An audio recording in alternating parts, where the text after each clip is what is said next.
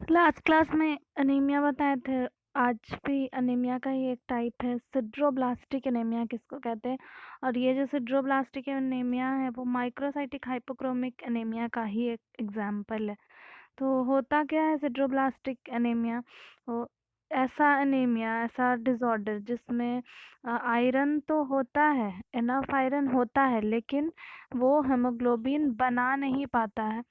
तो ऐसे एनीमिया को सिड्रोब्लास्टिक एनीमिया बोलते हैं। इसमें कैरेक्टर क्या दिखेगा? तो रिंग जैसा स्ट्रक्चर दिखता है आरबीसी में, इस तरह का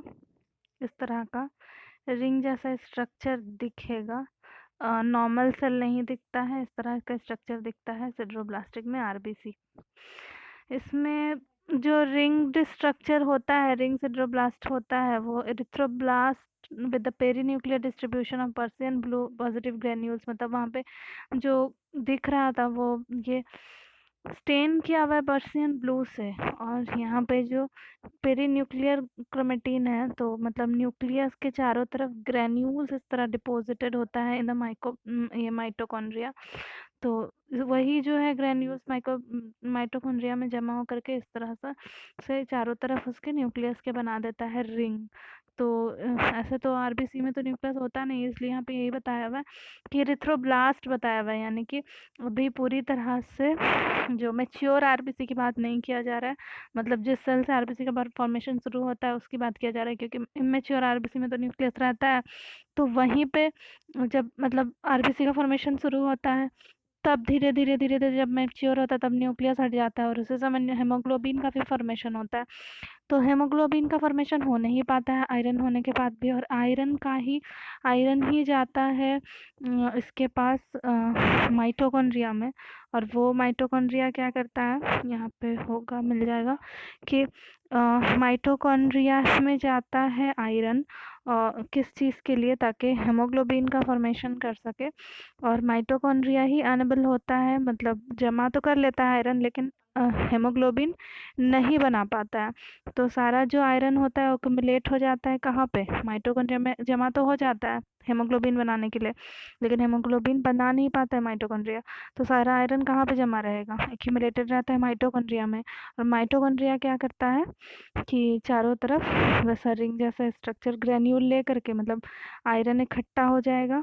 यही याद रखना है, मतलब कि माइटोकॉन्ड्रिया ही में बहुत सारा आयरन एक्युमुलेटेड है, और वो माइटोकॉन्ड्रिया चारों तरफ ये न्यूक्लियस के एक्युमुलेट हो जाता है, रिंग जैसा स्ट्रक्चर बना देता है। मतलब ये जो dotted structure blue blue colour का दिख रहा है वो एक्चुअली आयरन का ग्रेन्यूल्स होता है, जो कि आयरन से हेमोग्लोबिन नहीं बना पाता। क्योंकि सिड्रोब्लास्टिक एनीमिया में यही होता है कि जब आरबीसी का फॉर्मेशन स्टार्ट होता है बोन मैरो में, तो मैच्योर बोन मैरो में मैच्योर आरबीसी यानी मैच्योर एरिथ्रोसाइट का फॉर्मेशन नहीं हो पाता है।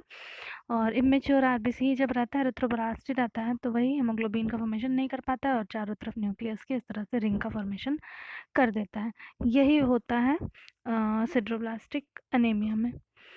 इस तरह का स्ट्रक्चर दिखता है। पर्शियन ब्लू से जब स्ट्रेन करेंगे तो ऐसा ही दिखेगा, या इस तरह से देख सकते हैं, इस तरह का दिखेगा। तो यही है एरिथ्रोब्लास्ट, यानी जिस आरबीसी के प्रिकर्सर से आरबीसी का फॉर्मेशन होता है, तो उसमें तो न्यूक्लियस रहता ही है। तो मैच्योर अभी होता ही नहीं है, मैच्योर हो ही नहीं पाता है, क्योंकि हेमोग्लोबिन नहीं बन पाता है। तो न्यूक्लियस के चारों तरफ इस तरह से आयरन का ग्रेन्यूल्स जमा हो जाता है और रिंग जैसा स्ट्रक्चर बना देता है। यही होता है सिड्रोब्लास्टिक एनीमिया में। अब ये सिड्रोब्लास्टिक एनीमिया का टाइप दिया हुआ है, एक हेरिडिटी होता है और एक एक्वायर्ड होता है। तो हेरिडिटी यूजुअली मेल्स में होता है, एक्स लिंक्ड इनहेरिटेंस है, यानी कि जो मालूम है कि टोटल क्रोमोसोम जो 46 है, उसमें से 44 जो क्रोमोसोम होता है वो ऑटोसोम होता है, और 2 पेयर या 1 पेयर यानी कि 2 क्रोमोसोम जो होता है वो सेक्स क्रोमोसोम हो जाता है, जो कि ये डिटरमाइन करता है कि मेल है कि फीमेल है। तो उसी एक्स लिंक उसी को बोला हुआ है सेक्स क्रोमोसोम को, तो उसी पे ज़्यादातर ये डिजीज़ होता है, और ऑटोसोमल क्रोमोसोम में बहुत ही रेयर होता है। दूसरा है एक्वायर्ड। एक्वायर्ड में एक तो क्लोनल बताया हुआ है, एक रिवर्सल बताया हुआ है। हुआ है, रिवर्सिबल बताया हुआ है। क्लोनल कैसा टाइप होता है, तो एसोसिएटेड विद द माइलोडोप्लास्टिक सिंड्रोम, इस ये MDS है, इसके बारे में आगे और पढ़ेंगे। इसमें होता यही है कि इतना ज़्यादा प्रॉब्लम हो जाता है मैच्योर RBC में कि कैंसरस सेल बनाना स्टार्ट कर देता है। मैच्योर नहीं होकर के, हेल्दी ब्लड सेल नहीं बना करके कैंसरस सेल बनाने लगता है। इसी को माइलोडोप्लास्टिक सिंड्रोम कहा जाता है, MDS। इसको आगे और पढ़ेंगे दूसरे वीडियो में। दूसरा रिवर्सिबल कंडीशन होता है इसमें, जो कि ड्रग इंड्यूस्ड होता है, यानी कि एंटी TB ड्रग या फिर कोई भी ऐसा एंटीबायोटिक ले रहे हैं तो उसके ज़्यादा या फिर एक्स्ट्रा डोज वैसा होने के कारण या अल्कोहलिज्म होने के कारण भी ये डिजीज़ सिडरोब्लास्टिक एनीमिया हो सकता है। डायग्नोसिस दिया हुआ है, लेबोरेटरी डायग्नोसिस में MC भी दिया है, जो कि रिड्यूस होगा, कम होगा, MCHC भी डिक्रीज़ होगा और RDW इंक्रीज़ हो जाता है। WBC और प्लेटलेट्स इसमें नॉर्मल ही रहता है। पेरीफेरल ब्लड स्मेयर अगर बनाया जाएगा तो मतलब ब्लड फिल्म जब बना करके माइक्रोस्कोप पे देखेंगे तो उसमें क्या क्या दिखेगा प्रॉब्लम, तो एनिसोसाइटोसिस होता है सेल, यानी कि एनिसोसाइटोसिस कहने का मतलब यही है, वेरिएबल इन साइज। RBC एक ही साइज का नहीं रहता है, बहुत सारे वेरिएबल साइज में रहता है। पॉइकिलोसाइटोसिस यानी कि शेप भी RBC का वेरिएबल रहता है, एक ही जैसा नहीं दिखेगा। और with the appearance of microsites, microsites कहने का मतलब कि सेल का RBC का साइज नॉर्मल से छोटा होगा। नॉमोसाइटिक नॉमोक्रोमिक है, इसका मतलब ये यहाँ पे लिख दिए हैं कि average size and haemoglobin content और साइज जो है वो एवरेज रहेगा और विद इन नॉर्मल लिमिट्स, मतलब नॉर्मल रहता है हेमोग्लोबिन का जो साइज़ रहता है, RBC का जो साइज़ रहता है वो नॉर्मल भी हो सकता है। और टारगेट सेल्स अभी बता देते हैं क्या है। उसके बाद है बोन मैरो शोज इरिथ्रोइड हाइपरप्लेसिया कहने का मतलब क्या होता है वो भी यहाँ पे दिया हुआ है कि एबनॉर्मली हाई क्वांटिटी में रहेगा अगर इमेच्योर RBC तो उसी को हाइपरप्लेसिया बोलेंगे, यानी कि बोन मैरो बहुत ज़्यादा नंबर में एबनॉर्मल सेल बनाएगा तो उसको हाइपरप्लेसिया बोलेंगे। Increased iron store with more than 15% ring, मतलब आयरन का स्टोर बहुत ज़्यादा रहेगा लेकिन हेमोग्लोबिन बना नहीं पाएगा तो रिंग जैसा फॉर्मेशन कर देता है न्यूक्लियस के चारों तरफ।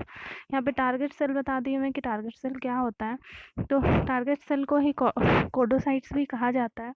टारगेट सेल्स बताया है कि अगर रेड ब्लड सेल्स होता है जो कि अपीयर होता है किसकी तरह, तो शूटिंग टारगेट की तरह विथ मतलब ये बता रहे हैं किस तरह का है। जब इसको ऑप्टिकल माइक्रोस्कोप पे देखा जाएगा तो कैसा दिखेगा कि एक डार्क सेंटर इसका डार्क दिखेगा, क्यों, तो हेमोग्लोबिन नाइज्ड एरिया रहेगा वो, वहाँ पे ज़्यादा हेमोग्लोबिन रहेगा। फिर वाइट रिंग रहेगा, यानी कि उसके बाद वाला जो रिंग रहेगा वो वाइट रहेगा। फिर एक डार्क बैंड रहेगा, फिर एक लाइट बैंड रहता है। मतलब हेमोग्लोबिन के डिस्ट्रीब्यूशन के कारण ऐसा होता है कि एक जगह पे ज़्यादा हेमोग्लोबिन है, फिर हेमोग्लोबिन नहीं बन पाया, फिर बन पाया, इस तरह का जो है RBC दिखेगा, तो उसको टारगेट सेल कहते हैं। इस तरह से जो तीर से निशाना लगाने वाला जो बोर्ड देखते होंगे उसी तरह का ये रहता है, इसी को कोडोसाइट या टारगेट सेल कहते हैं।